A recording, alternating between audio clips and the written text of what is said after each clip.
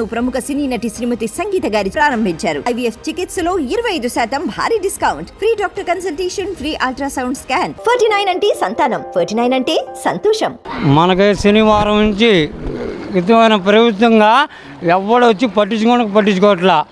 కానీ ఏంటంటే ఈ వానలకి వీటికి వరదలకి వచ్చి ఎన్నో తిప్పలబడి బాధలు పడుతున్నాం. పిల్లలతో వాళ్ళతో సరుకులు కూడా కొనుక్కుంటున్నాం. ఈరోజు రైతు బజార్కి వెళ్ళి సరుకులు ఇస్తున్నారు అంటున్నారు, వాళ్ళకి ఇస్తున్నారు అంటున్నారు, వీళ్ళకి ఇస్తున్నారు అంటున్నారు. మన ఇంటి దగ్గర కూడా చేరట్లేదు. అవి ఎవరికి వాళ్ళు తెచ్చుకుంటున్నారు, పెట్టుకుంటున్నారు. మిగతా వాళ్ళు ఎలాగైపోతున్నారో అర్థం కావట్లా. రోడ్ల మీద జనాలుగా చూస్తున్నారు. ఇళ్లలో ఉన్న వాళ్ళకి ఒక్కళ్ళు పట్టించుకోవట్లేదు. ఇళ్లలో ఉన్న వాళ్ళకి ఒక్కళ్ళకి వాసంగా పట్టించుకోవట్లేదు.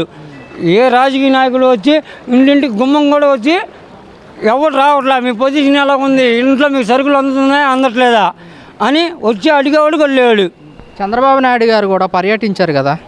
చంద్రబాబు గారు పర్యటించినా సరే అతను ఎక్కడో ఉన్నాడు. ఇక్కడ ఉన్న అధికారంలో పార్టీలోనే చేయాలా మనకి అందుబాటులో. ఏ ఒక్కళ్ళు కూడా వచ్చి మనకు సాయం కూడా చేయట్లేదు. ఎవరికి దొరికింది ఆడు అలా చేసుకుంటున్నారు. ప్రభుత్వం అన్ని విధాలుగా వరబాధితులకి సాయం చేస్తున్నారని చెప్తున్నారు కదా. సాయం చేస్తున్నారండి. ఎవరికి సాయం చేస్తున్నారు? ఇళ్ళ దగ్గరికి వచ్చాము సాయం చేస్తున్నారా? కాదు, నలుగురు వచ్చారు మా పార్టీ అన్నారు, తీసుకుని వెళ్ళిపోతున్నారు. మిగతా ఇల్లు వాళ్ళు ఏం చేస్తారు?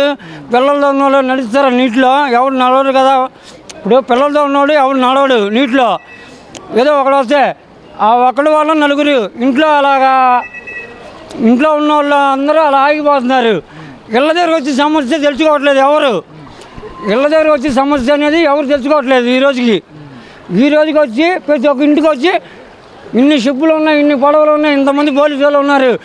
ఏ ప్రభుత్వం కూడా వచ్చి సరిగ్గా పట్టించుకోవట్లేదు. పడవలతో ప్రజలందరినీ మేము ఒడ్డుకు చేరుస్తున్నామని చెప్తున్నారు కదా. ఒడ్డు చేరుస్తున్నారంటే వాళ్ళు ఎక్కడ మునిగిపోతారో, ఎక్కడ పిల్లలతో ఉన్నారని ఊర్లు పారిపోతున్నారు. కొంపలు వదిలేసుకొని భయపడి అంటే ఇల్లు వదిలేసుకొని వెళ్ళిపోతున్నారు. నీటి బాధ తట్టుకోలేక. ఇక్కడ మనకు ఉన్న సమాజంలో ఎవడు వచ్చి మనకి బరువు బాధ్యతలు చెప్పట్లేదు కదా. మనకి బరువు బాధ్యతలు చెబితే మీకు సమస్య మేము ఉన్నాం, మీకు ఇది ఉంది అంట ఉందంటే ఎవడో ఎక్కడోళ్ళు అక్కడే ఉండిపోతారు.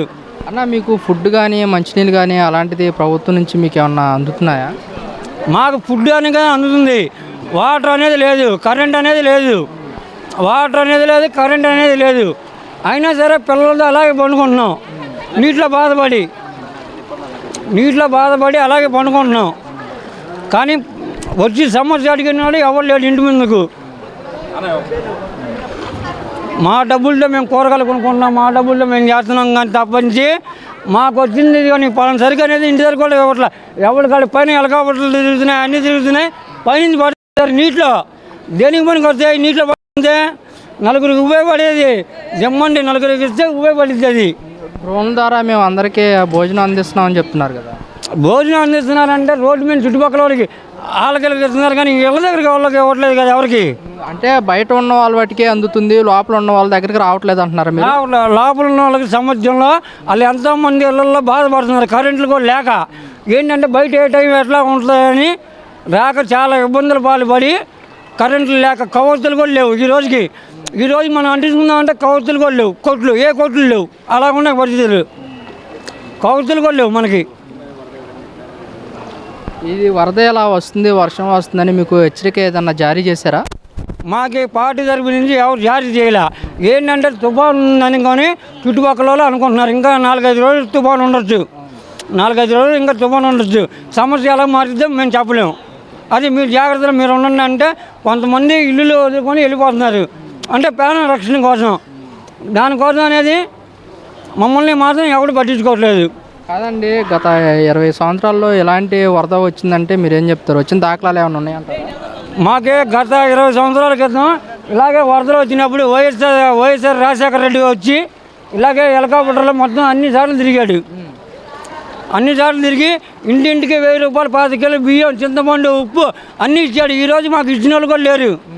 అసలు కనీసం ఇంటి దగ్గర భోజనం పట్టడం కూడా ఇచ్చిన వాళ్ళు లేడు. లారీల మీద వస్తున్నారు, ఇసిరేస్తున్నారు. చేతికి అందట్లా నలుగురికి. ఇప్పుడు నలుగురికి అందుతుంది కానీ మనం సంతోషం పడేది. ఇప్పుడు నలుగురికి ఇంటికి వెళ్ళి బండి ఆపి నలుగురికి అందుకుంటే సంతోషం పడేది. మన ఒక్కరి కోసం సొంతం కాదు కదా ఇది. వరద బాధితుల కోసం జగన్మోహన్ రెడ్డి గారు కూడా ₹1 కోటి అయితే ప్రకటించడం జరిగింది. అతను ₹1 కోటి వేసినా సరే ఇంతమందికి ఎక్కడ సరిపోద్దండి. అతను ₹1 కోటి ఇచ్చాడు, చిరంజీవి ₹1 కోటి ఇచ్చాడంటే ఇంతమంది పేద ప్రజలు బతుకుతున్నారు ఏదో ప్రాణం రక్షణ కోసం. ఆ ప్రాణం రక్షణ కోసం బతికినా సరే మన చుట్టుపక్కల వాళ్ళు కూడా ఎవరు వచ్చి దేమని చెప్పట్లేదు. రాజకీయ నాయకులు కూడా ఎవరు ప్రభుత్వం వరద బాధితుల్ని ఎలాగా ఆదుకోవట్లేదు అంటున్నారు మీరు?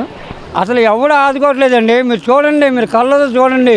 ఏ ఇంటికి వచ్చి అడిగినా అడగండి, మా ఇంటికి గుమ్మం కొట్టి మాకేమన్నా మీరు చేశారని అడగండి, ఏ ఇంటికి చెప్పరు.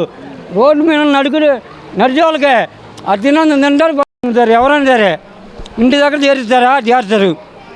ఇంటి దగ్గర చేరుస్తారా? ఎవరు చేస్తారు.